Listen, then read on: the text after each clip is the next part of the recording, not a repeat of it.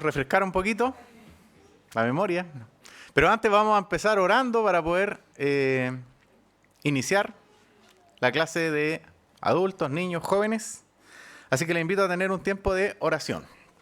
Señor, te damos gracias en esta mañana por permitirnos llegar hasta aquí, Señor, y darnos esta oportunidad, este privilegio, Señor, de poder juntos aprender de tu palabra, poder, Señor, vencer algunos obstáculos como el frío, la lluvia, el tránsito, la locomoción pública, dependiendo de cada caso, y permitirnos estar aquí, Señor, como dije recién, reunidos, Señor, unánime, esperando poder recibir de tu enseñanza, de tu palabra que nos corrige, que nos exhorta.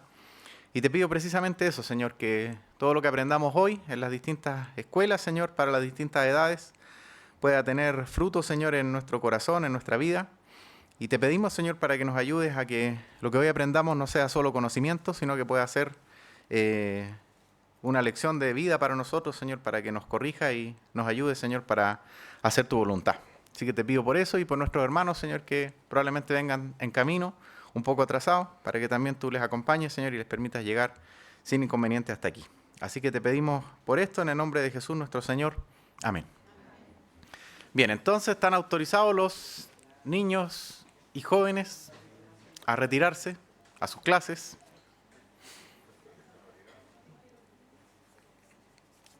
Y los demás, nos quedamos aquí, pues vamos a seguir estudiando el Evangelio de Lucas.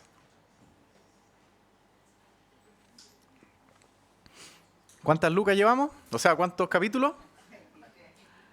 22 cumplidos, estamos en el 23, ¿cierto? Estamos llegando a la meta ya, nos queda poco. Y hoy nos toca algo medio duro, difícil, así que si trajo pañuelito, téngalo a mano. Porque vamos a ir viendo el fin de los juicios de nuestro Señor Jesús. Y para eso le tengo, para empezar, dos preguntitas simples. La semana pasada, ¿qué fue lo que vimos? Lucas 23, ya.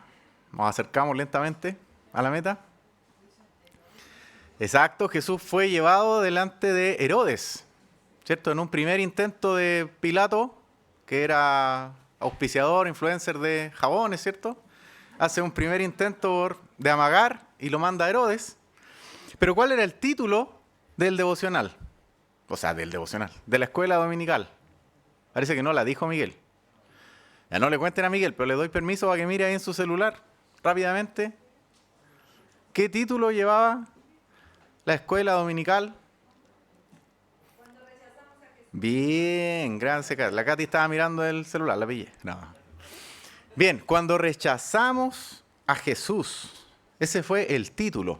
Y tenía que ver con eso, ¿cierto? Con que había un rechazo activo y había un rechazo pasivo, que era una lección que nos quedaba para nosotros, que muchas veces sin darnos cuenta, sin declararlo, estamos también participando del rechazo a Jesús.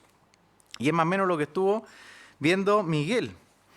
Entonces Pilato, ¿qué rechazo tuvo? ¿Activo o pasivo? Pasivo.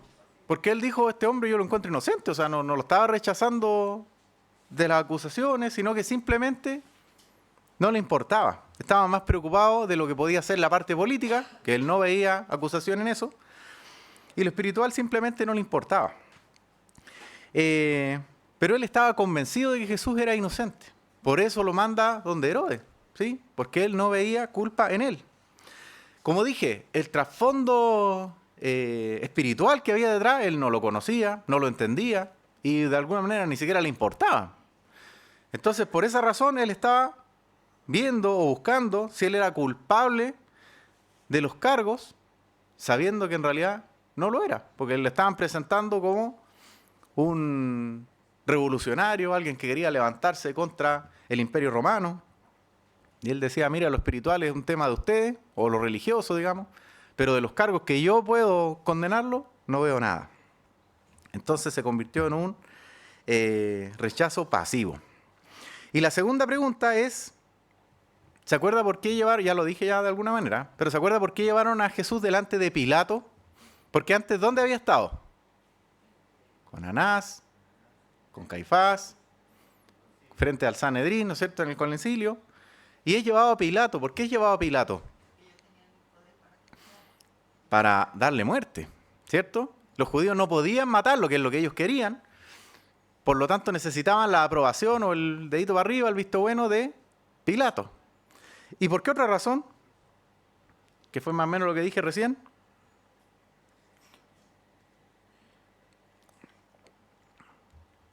Porque ellos decían que él quería pervertir la nación e ir contra el César.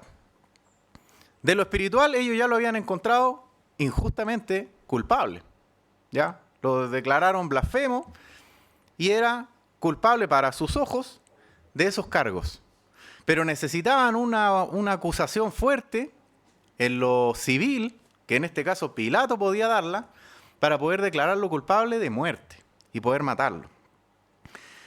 Entonces, nuevamente, recalcamos la idea, a Pilato lo espiritual no le interesaba mayormente, a él le interesaba lo civil, lo que estaba ocurriendo y que podía poner en riesgo su lugar donde él gobernaba, o su trono, si queremos decirlo así.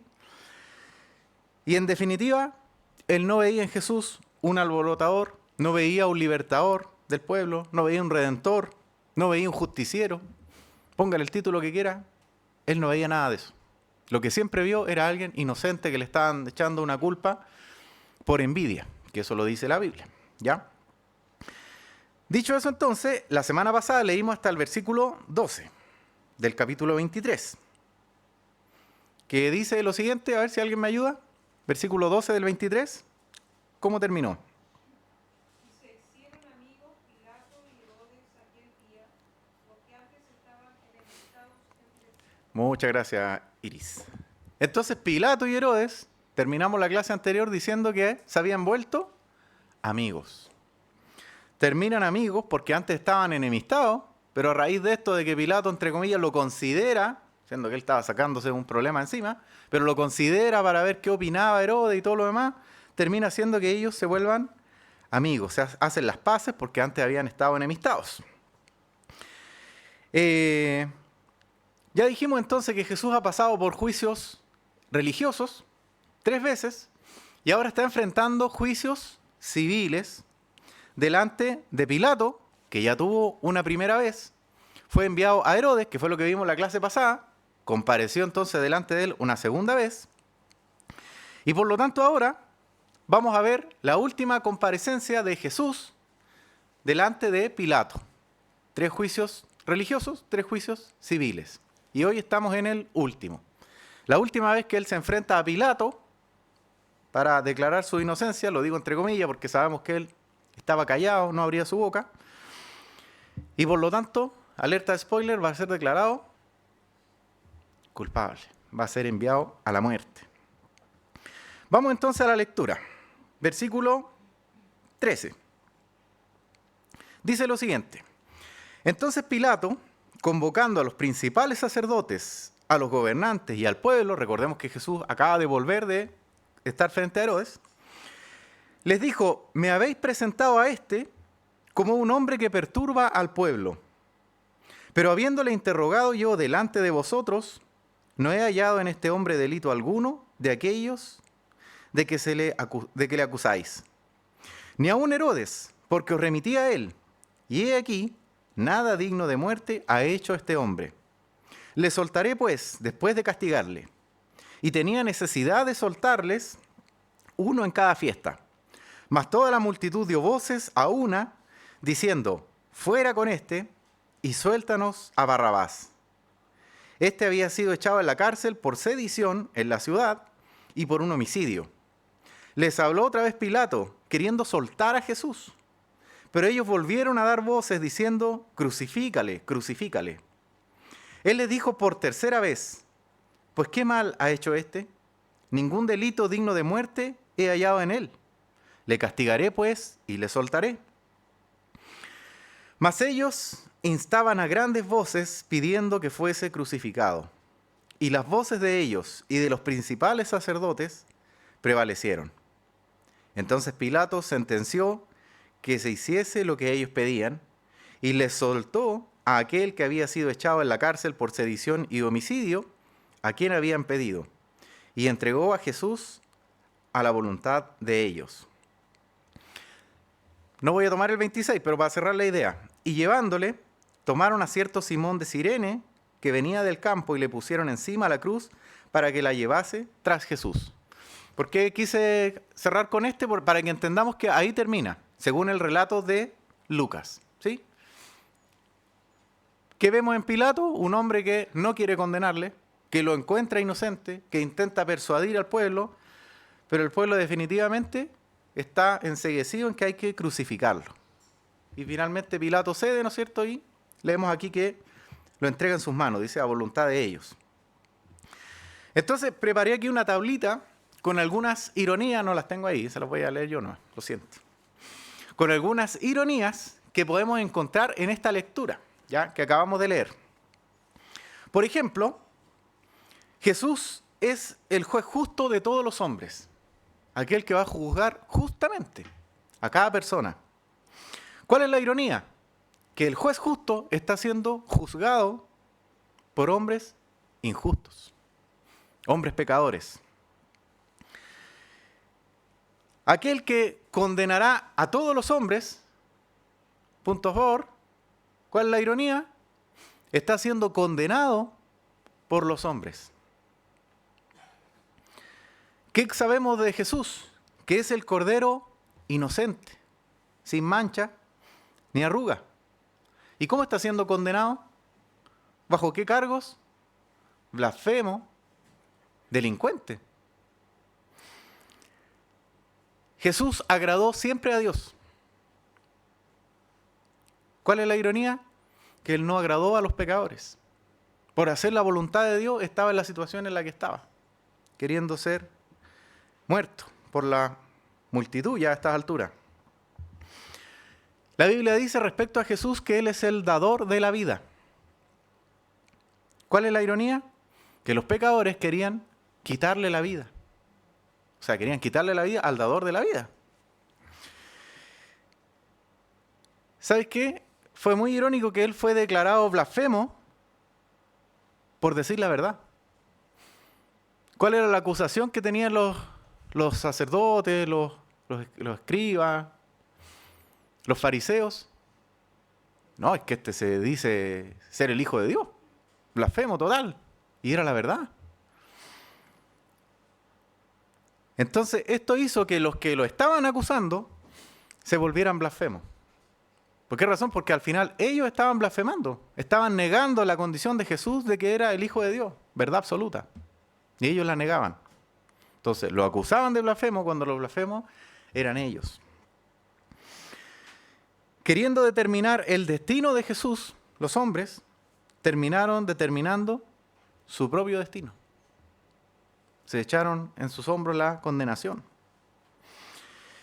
Ellos querían matarlo y que rápidamente pasara al olvido, ocurriendo todo lo contrario. Y aquí nos vamos a detener. Ellos tenían enfrente de sus ojos, de su ser, a la tercera persona de la Trinidad, al Hijo, ahí. El Hijo que vino a mostrar a Dios. Ahí estaba, delante de sus ojos. Querían conocer a Dios, querían ver revelado al Padre. Bueno, estaba ahí, el Hijo. Pero ellos no vieron nada de esto. ¿Sí? Sino que, no sé si se dio cuenta en el relato, pero ¿cómo le decían? Este hombre, este.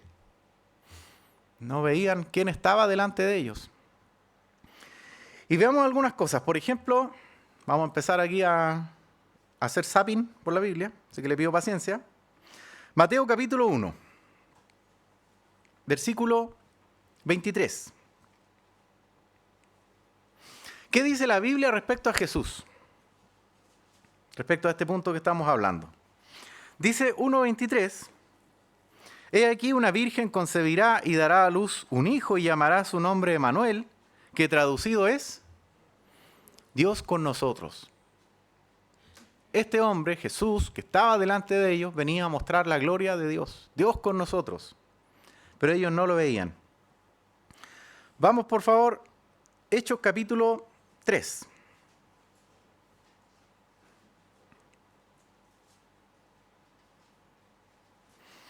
De la voz de Pedro. Dice lo siguiente, versículo 14.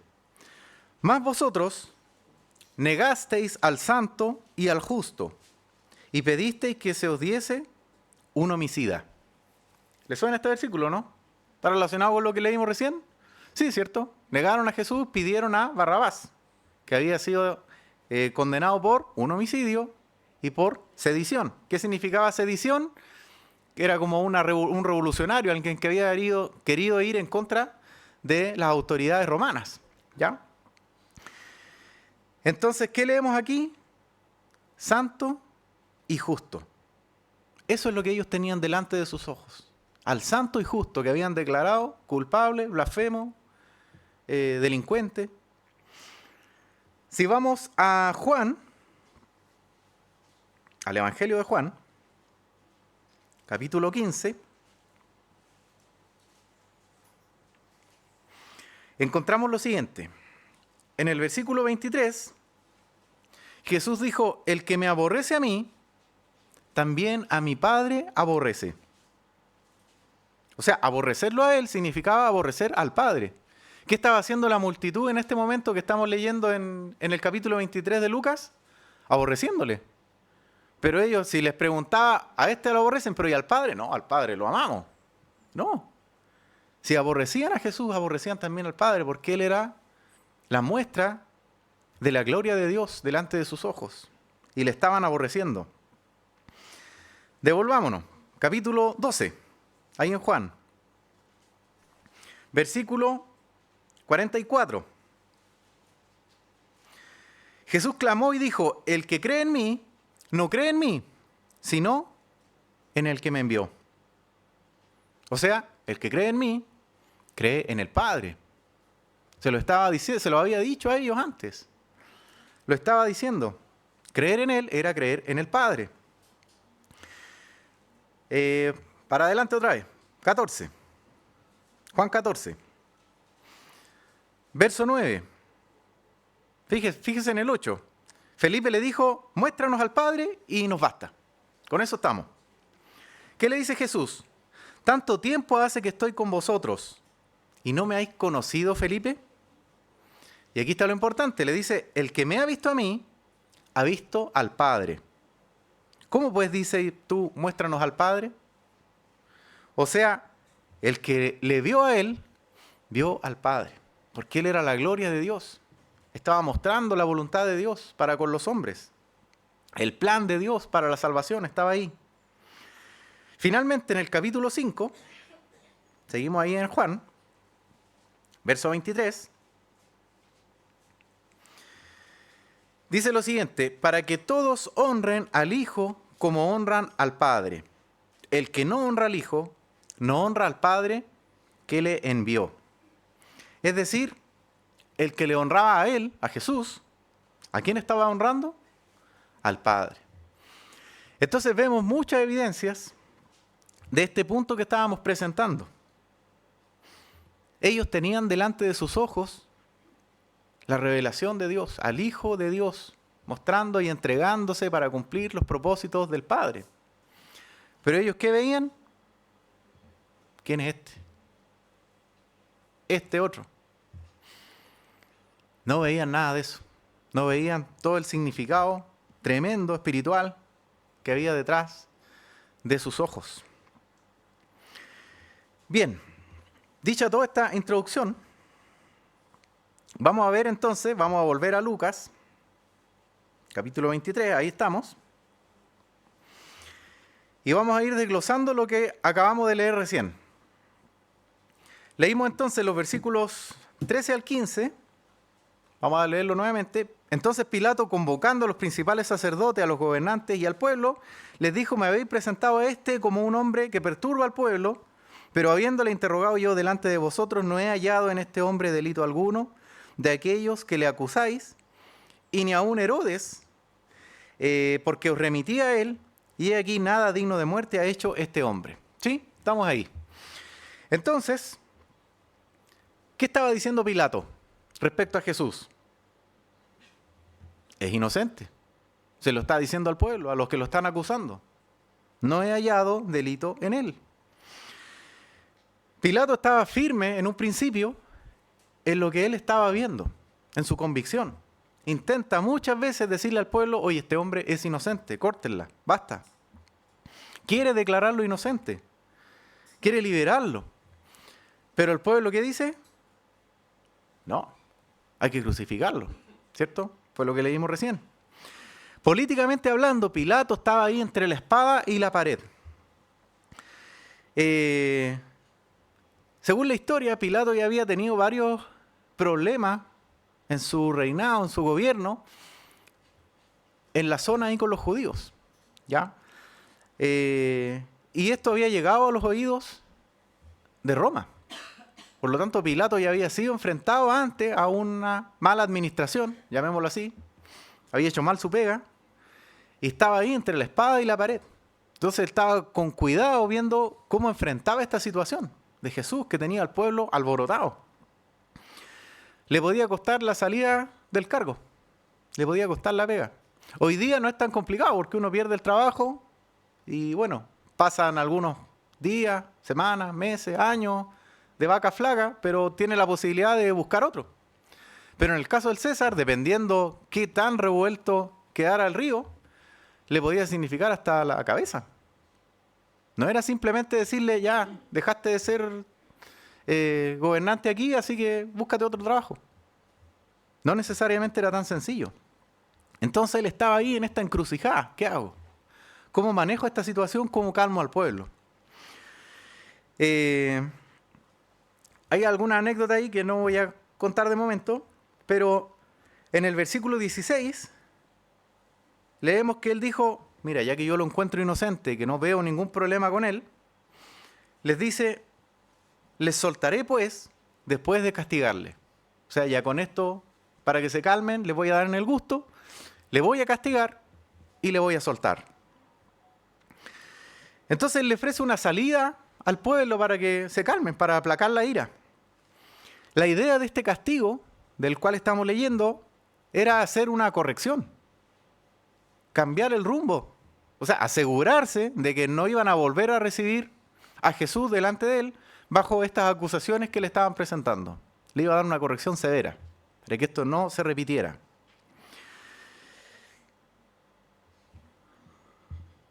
Pero, insisto, no tiene que ver con su culpabilidad o no, porque él estaba seguro de que el culpable no era.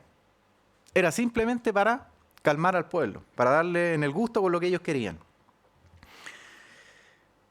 Dice después el versículo 17, y tenía necesidad de soltarles uno en cada fiesta. Mas toda la multitud dio voces a una diciendo, fuera con este, y que se nos suelte a Barrabás. Este había sido echado a la cárcel por sedición en la ciudad y por un homicidio, ¿cierto? Dice, versículo 20, les habló otra vez Pilato, queriendo soltar a Jesús. ¿Sí? Pilato solía, digámoslo así, para subir su rating en la encuesta, liberar a un prisionero cuando era la fiesta de la Pascua. ¿Ya? Esto le daba cierta popularidad, lo ponía bien con la gente, porque les daban el gusto de liberar a alguien. Entonces él como que pensó y dijo, aquí está la mía.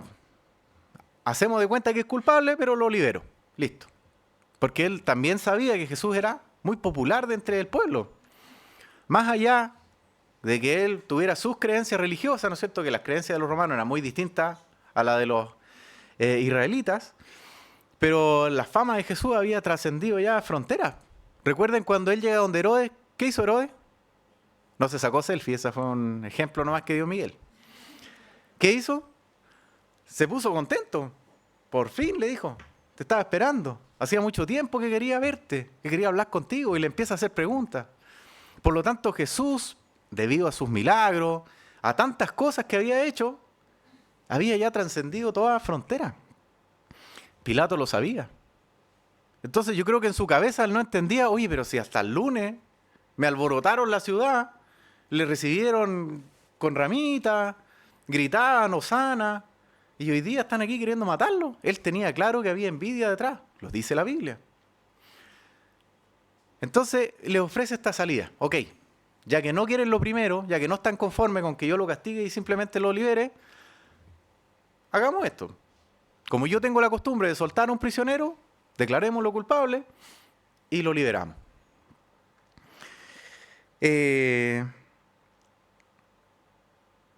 ¿Y cómo lo hace? Presentando a Barrabás.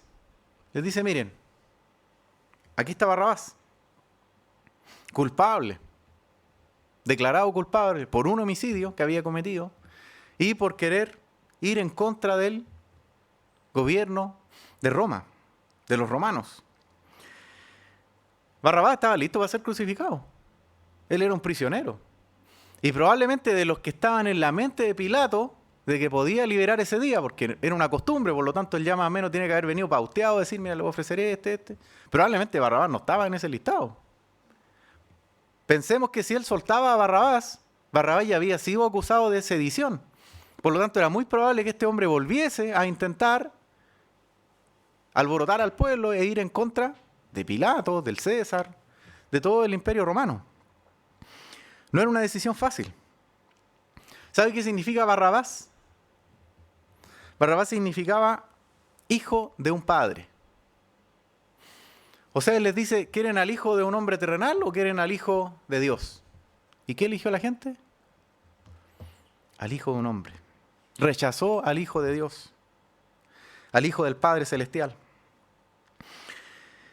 Bien, como hemos dicho hartas veces, la historia de la vida y muerte del Señor Jesús se relata en 4 evangelios que son complementarios. Entonces vamos por favor a ver qué ocurre en esta misma parte en Mateo capítulo 27, porque va a aportar algunos antecedentes adicionales que son importantes para seguir la historia. En Mateo 27, el versículo 15, vamos a encontrar el mismo relato que acabamos de leer. Dice, ahora bien, en el día de la fiesta acostumbraba el gobernador soltar al pueblo un preso, el que quisiesen. Y tenían entonces un preso famoso llamado Barrabás. Estamos en la historia paralela, ¿cierto? Versículo 17. Reunidos pues ellos, les dijo Pilato, ¿a quién queréis que os suelte? ¿A Barrabás o a Jesús llamado el Cristo? O sea, les dio la opción de elegir, ¿cierto? En Lucas no lo vemos así tan claro, pero acá en Mateo estamos viendo que él les dijo, elijan. Al peor, al que yo no tenía jamás hubiera liberado, o a Jesús. Llamado el Cristo, porque sabía que por envidia le habían entregado. ¿Ve que no lo estaba yo inventando? Estaba escrito aquí en la Biblia. Y estando él sentado en el tribunal, su mujer mandó a decir, no tengas nada que ver con ese justo, porque hoy he padecido mucho en sueños por causa de él. Nos encontramos entonces con este Pilato que está ofreciendo al pueblo a Barrabás o a Jesús, probablemente pensando, ya con esto sí que los convenzo, o sea, ¿cómo van a elegir a Barrabás? Se pasarían. Entonces les dice, ¿prefieren a Barrabás o prefieren a Jesús? Vemos también, acá en Mateo, que no vimos en Lucas, que la mujer de Pilato le manda un mensaje mientras esto está sucediendo y le dice, oye, ni se te ocurra tener tú que ver con esto, no te involucres. Y además de eso, cuando se refiere a Jesús, ¿cómo le dice? Con este justo.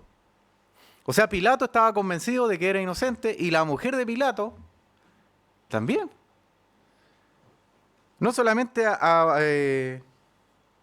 creía en la inocencia de Jesús, sino que, digámoslo así, daba voces, era evidente que era inocente. La mujer lo tenía claro. La multitud, en cambio, ¿qué estaba diciendo? El villano del momento no es Barrabás, es Jesús. Y gritaban con más fuerza. Entonces, Pilato, que ya estaba entre la espada y la pared, por lo que habíamos dicho antes, por un tema político de su gobierno, nuevamente está ahí en esta encrucijada.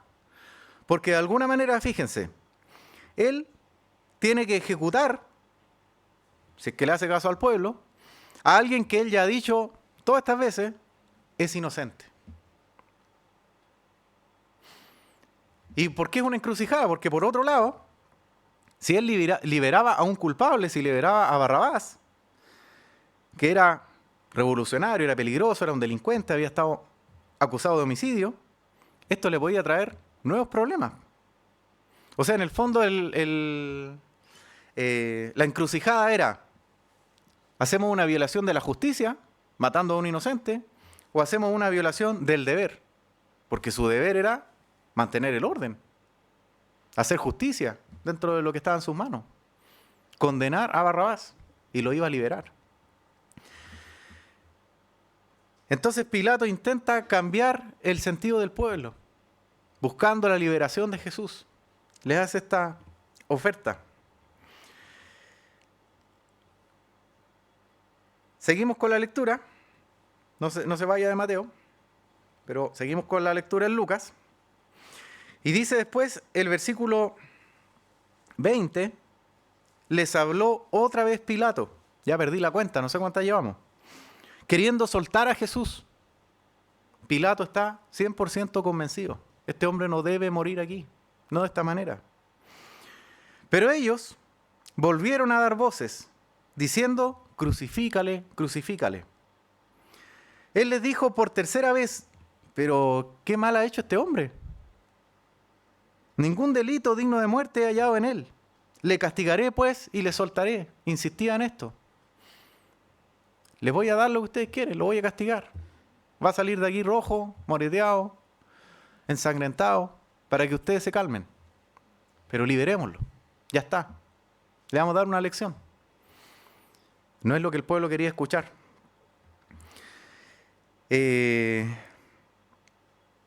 Volvamos, les dije, a Mateo. Mateo 27, estábamos ahí.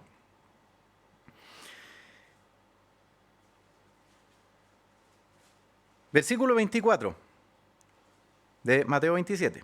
Viendo Pilato que nada adelantaba, sino que se hacía más alboroto, tomó agua y se lavó las manos delante del pueblo, diciendo: inocente soy yo de la sangre de este justo. Allá vosotros. Esto no lo leímos en Lucas, ¿sí? Lucas lo pasó así, más o menos a la rápida, digamos. Pero vemos aquí el detalle de que ya definitivamente Pilato se rinde. Dice: ya no hay caso con estas cabezas duras. Y él se lava las manos, algo que los judíos entendían muy bien, diciéndole: son ustedes los que están culpando a este inocente.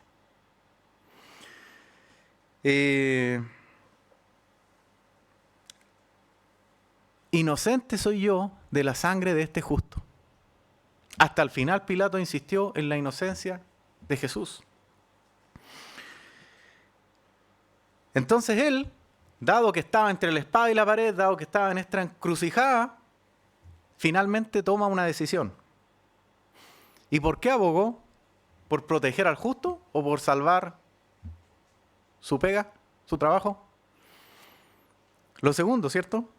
Pensó en su futuro laboral, tenía al pueblo alborotado, de acuerdo a lo que leímos ahí en Mateo 27, cada vez era como una bola de nieve, cada vez los ánimos estaban más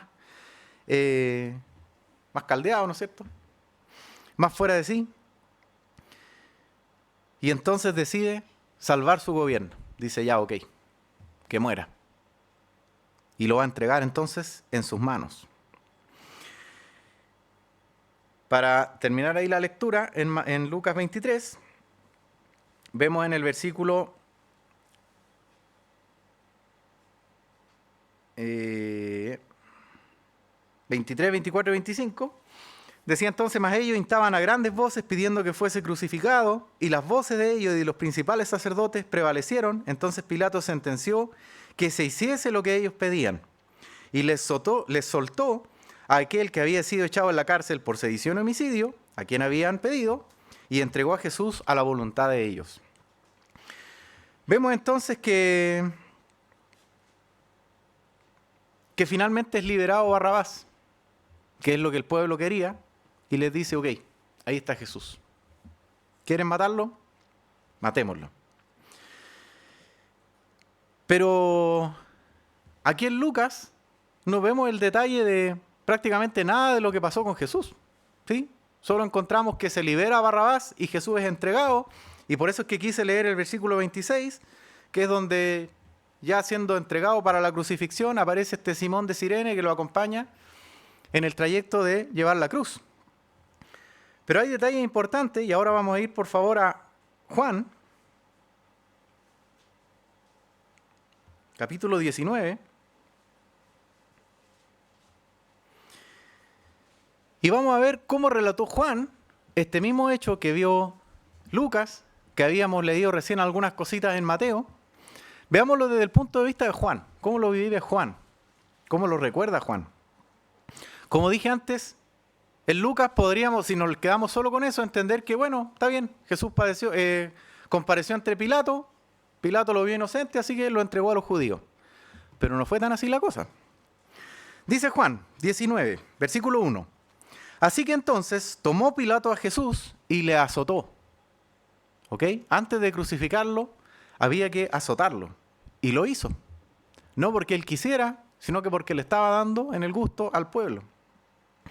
Y los soldados entretejieron una corona de espinas y la pusieron sobre su cabeza y le vistieron con un manto de púrpura. ¿Qué significaba esto? Una burla, ¿no es cierto? Decir, ahí está el rey, pues ahí tiene su capa. Ahí tiene su corona. Y le decían, salve, rey de los judíos. ¿Y qué hacían con él?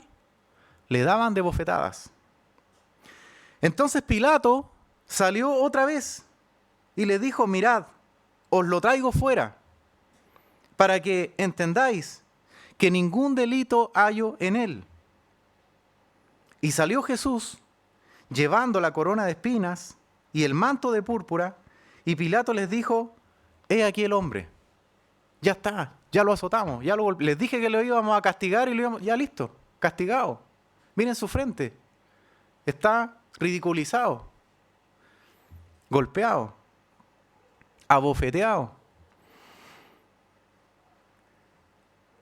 Cuando le vieron los principales sacerdotes y los alguaciles, dieron voces diciendo, crucifícale, crucifícale. Pilato les dijo, tomadle vosotros y crucificadle, porque yo no hallo delito en él. Entonces empiezan a encajar las piezas, ¿no? Vimos antes que Pilato se había lavado las manos. Bueno, sucedieron hartas cosas. Pilato intentó por todos los medios convencer a la multitud. Le azotó, le golpeó, dejó que los soldados hicieran lo que tenían que hacer con él. Y no sé si movió a misericordia, no sé qué hubo en él, pero lo pescó y les dijo, aquí está. Basta. Es inocente. Pero el pueblo insistía, azuzado por las autoridades, en que había que crucificarle.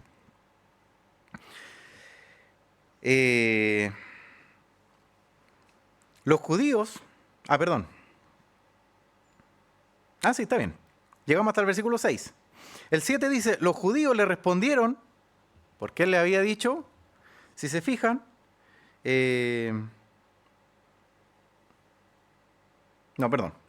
Entonces dice, los judíos le respondieron, nosotros tenemos una ley, y según nuestra ley debe morir, porque se hizo a sí mismo hijo de Dios. Ellos querían concientizar a Pilato de que bajo las leyes de su pueblo, Jesús debía ser llevado a muerte. Y le estaban pidiendo eso. Oye, haz tu pega. Concédenos que sea muerto. Ninguno de nosotros lo quiere. Si tú no lo hayas culpable, es problema tuyo, pero el nuestro es que él debe morir. Y nuestra ley lo dice. Cuando Pilato oyó decir esto, tuvo más miedo. Y entró otra vez en el pretorio y dijo a Jesús, ¿de dónde eres tú? Mas Jesús no le dio respuesta. ¿Por qué habrá tenido miedo Pilato?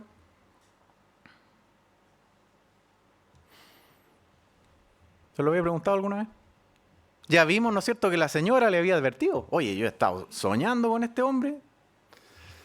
Probablemente Pilato, dadas las creencias religiosas del pueblo romano, era medio supersticioso. Las creencias religiosas del momento era que habían dioses, que habían semidioses, que no es cierto que los dioses tenían hijos con los hombres y por lo tanto se producían semidioses, y ellos tenían, los nombres de los planetas eran todos dioses. Venus, Marte, Júpiter, cada uno era un dios. Esas eran las creencias del momento de los romanos. Entonces probablemente él pensaba, oye, si este hombre de verdad es, digamos, distinto, es religioso, no sé cómo lo habrá pensado él, capaz que venga, se encarne en un semidios y me venga a buscar. Entonces él estaba asustado, no solamente por su cargo, sino que había muchas cosas dando vueltas por el contexto que él estaba viviendo.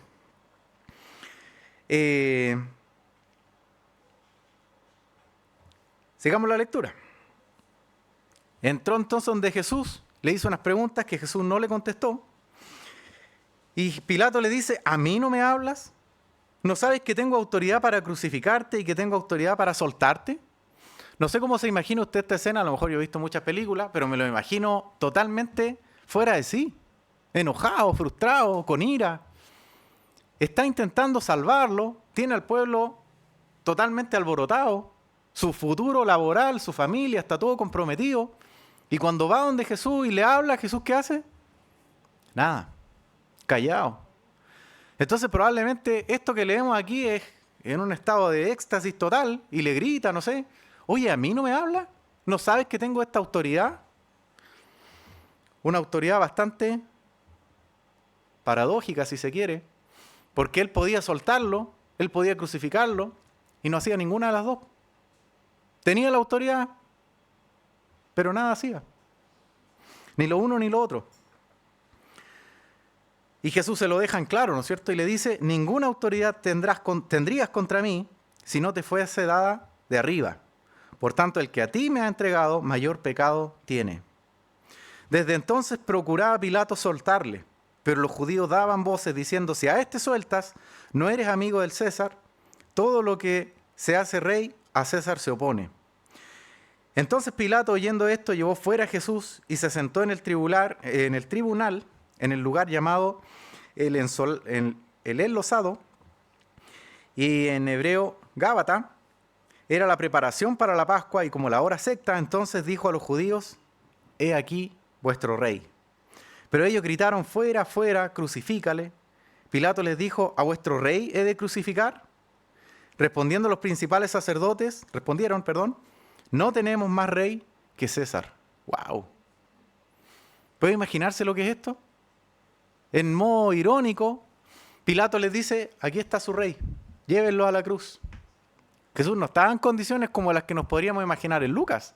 Estaba ensangrentado, golpeado, azotado, mal.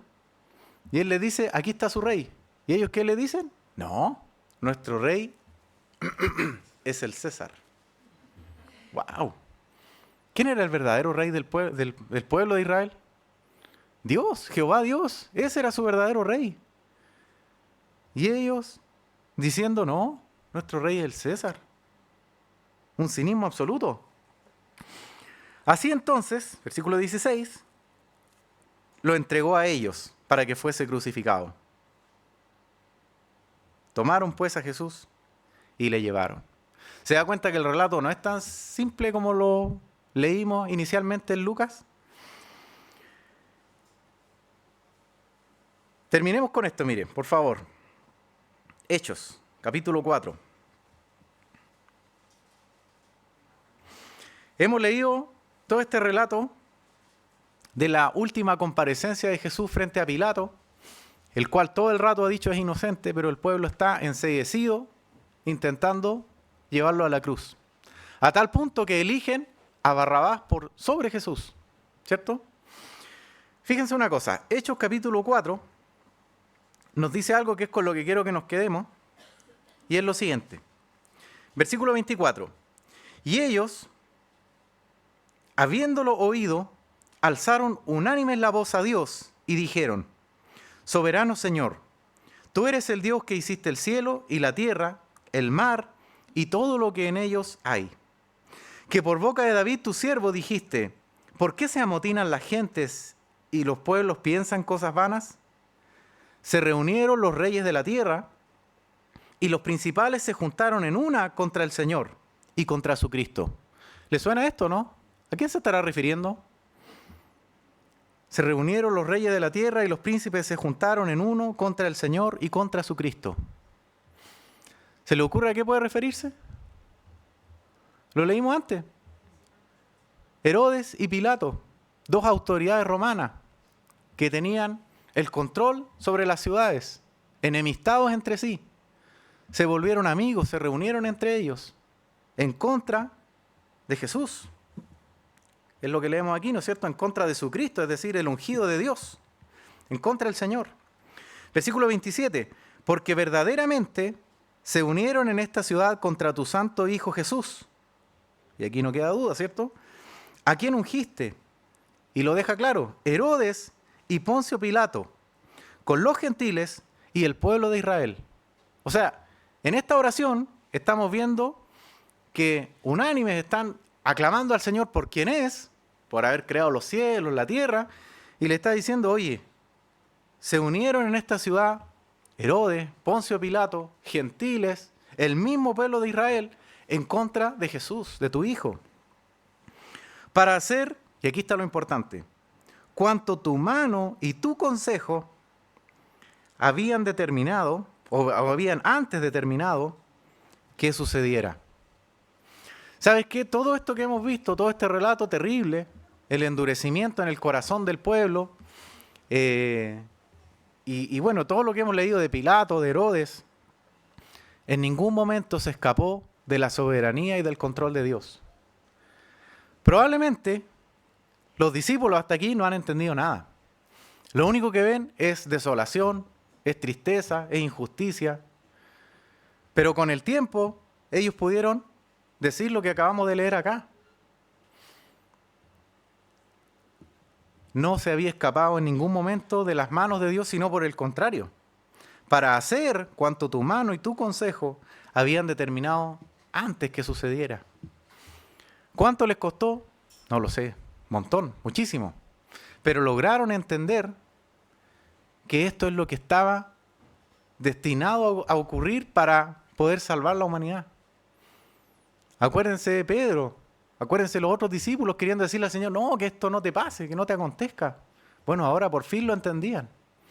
Y todo esto que el Señor padeció era parte del propósito que Dios tenía para la redención de la humanidad. No fue fortuito, no fue que Pilato tenía más poder del que Dios pensó. No es que Herodes fue más astuto de lo que Jesús cree, no. Todo estaba determinado bajo la autoridad y la potestad de Dios. La mano de Dios siempre estuvo en todo esto, por muy terrible que parezca, así debía suceder, para que tú y yo pudiéramos hoy día tener la oportunidad de ser salvos y de poder conocer al Señor. No sé si tengan alguna pregunta. Andrés. Juan 19:11, cuando dice ninguna autoridad tendría sobre mí si no te lo hubiera dado el de arriba. Uh-huh. Me entregó a ti, tiene mayor pecado. ¿Qué le está diciendo Jesús cuando dice que hay alguien que tiene más pecado? Supone que él juzga a los pecadores. Yo lo entiendo como Satanás, si estoy en lo correcto. En el contexto de lo que se está diciendo, tiene que ver con lo que está sucediendo ahí y lo que va a hablar la iglesia que leí ahí en Hechos capítulo 4, cómo el hombre pecador, representado en Roma y los judíos, van en contra de Dios, aún cumpliendo el plan de Dios, eso es saberlo. Y el cabecilla de todo esto es Caifás. Y a él se está refiriendo. Ah, ya, ok.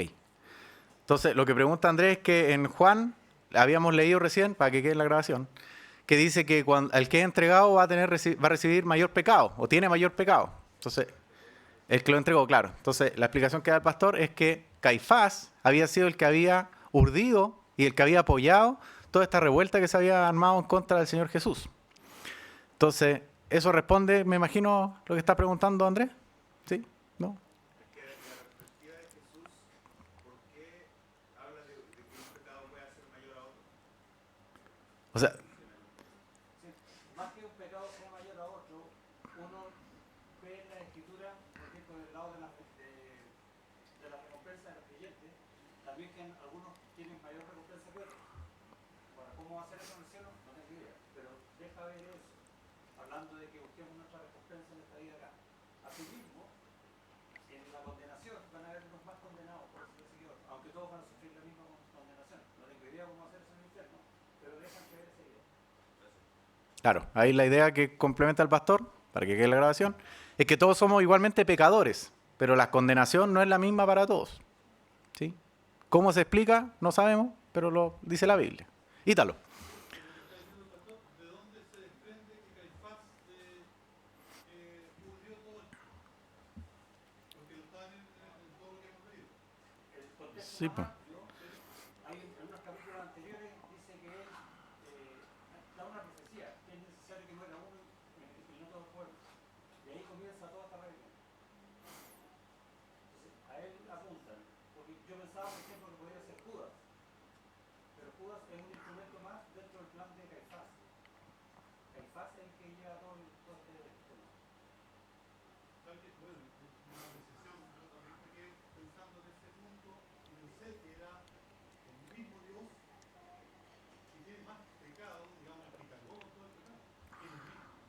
No, Pensando en que no, está porque cargando el pecado de toda la humanidad. no, le está haciendo ver a los hombres que están muriendo este plan que cabecilla, que ese es el más culpable de todo. O sea, está dando un juicio mismo. Claro. Entonces, en el fondo, para cerrar la idea, todos eran culpables. Todos llevaron a Jesús a la cruz. ¿Sí? Judíos, gentiles, había de todo. Pero evidentemente delante de Dios hay unos que son, por decirlo así, más responsables que otros. ¿Ok? Porque en el caso de Caifás, él urdió esto desde antes. Como mencionó recién el pastor, hay un versículo que está en el capítulo 22 o 21, donde él dice, no, es que es mejor que muera uno a que muera todo el pueblo. Entonces comienzan a urdir este plan, comienzan las conversaciones con Judas, a ver cómo podían entregarle. Y de algo que ellos tenían en su corazón de hace mucho rato, que era matarle, ya lo llevan a un plan concreto que van a ejecutar y que termina en esto. ¿Sí? No sé si tengan algo más. ¿Está el pastor dispuesto ahí a responder? Ya, vamos a orar para terminar. ¿Llegaron bien los niños? ¿Sí? Oh, ya. Demasiado ánimo. Vamos a orar para terminar. Señor, agradecemos tu palabra en esta hora, que nos habla, Señor, que nos enseña, que nos permite también reflexionar en cómo fue el proceso del Señor Jesús hacia la cruz. Y te agradezco, Señor, porque nos permite entender, Señor, que a pesar de todo lo difícil, que yo creo que ni siquiera dimensionamos, no logramos imaginarnos todo lo que ahí sucedió, pero como compartíamos en la reflexión final, tu mano siempre estuvo en todo, y te agradecemos, Señor, porque tu Hijo Jesús tuvo la obediencia de poder llevar esto hasta el final, hasta las últimas consecuencias, para que nosotros hoy podamos tener vida y podamos, Señor, conocerte, poder acercarnos a ti a través de todo esto que Cristo hizo en la cruz. Así que te damos las gracias, Señor, por lo que has hecho en nuestras vidas. Y te pedimos, Señor, que nos ayudes para que todo esto que hemos leído hoy, todas estas reflexiones, nos ayuden también para entender que también hace falta un esfuerzo de parte nuestra. No porque de nosotros podamos hacer algo, todo proviene de ti, pero que podamos, Señor, estar atentos a nuestra lectura, a nuestra oración. Atentos, Señor, para poder ser útiles en tus manos y poder también llevar este mensaje a otros, Señor, no solamente con nuestras palabras, sino con nuestros actos, que podamos reflejarte, Señor, en cada cosa que hagamos. Así que te pedimos, Señor, por cada uno de los que estamos aquí, desde el más niño hasta el más adulto, que puedas obrar en nuestras vidas, Señor. Nunca es demasiado temprano, nunca es demasiado tarde, porque como hemos visto, tu poder, Señor, sobrepasa todas las cosas, Señor, y también todo entendimiento. Así que te damos las gracias en el nombre de Jesús nuestro Señor. Amén. Bien, les recordamos que hay un desayuno ahí, así que están